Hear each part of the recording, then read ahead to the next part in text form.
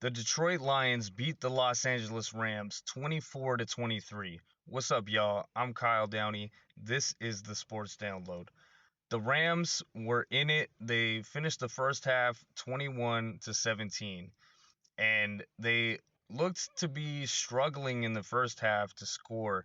And in the second half, they did better, and they held the Lions to less points in the second half, but it wasn't enough. And part of the reason why was that the Rams had three opportunities to score touchdowns. They were in the red zone, and they couldn't get the ball in the end zone. They kept getting field goals, and so that ended up biting them, in the rear end. At the end of the game, that ended up biting them because the math did not math for them. You know what I mean? Like, so 3 times 3 is 9, 7 times 3 is 21. If they would have just gotten one touchdown, they could have won that game because they ended up losing by 1 point. Their defense looked a lot better in the second half, but their offense could just not get them in the end zone. And it wasn't Matthew Stafford's fault. He did really well. He had 367 yards, two touchdown passes. I mean, give credit to the Lions defense. They made stops when they needed them. But Stafford, he gutted it out through he hit his hand on one of the defenders' helmets, and it was bloody, looked pretty bad. And then he had to go in the tent.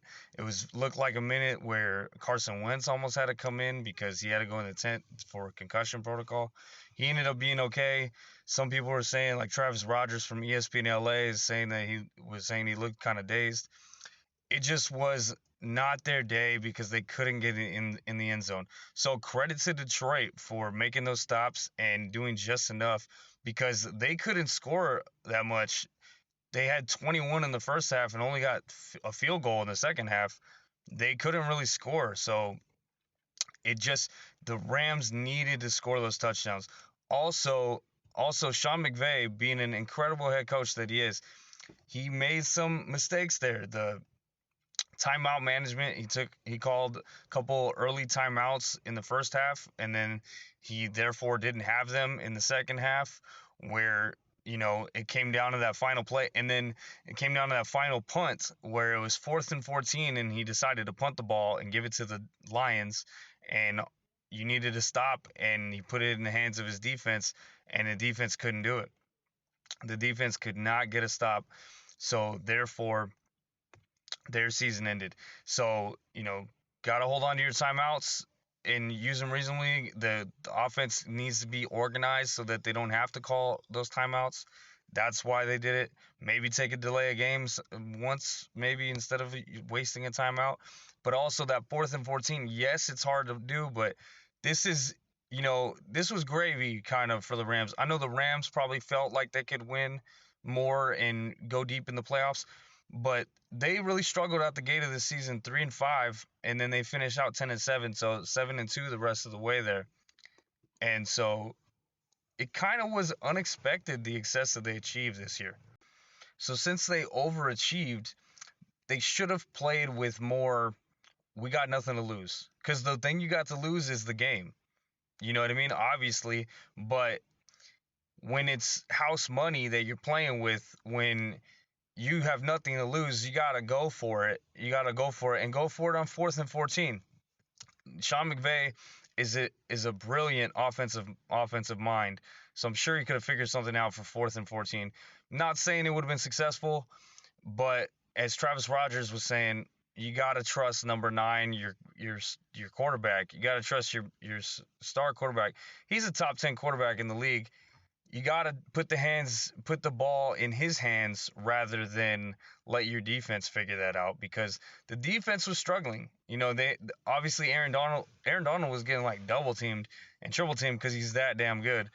But yeah, you got to trust your quarterback in that situation when your offense was playing better than your defense in this game.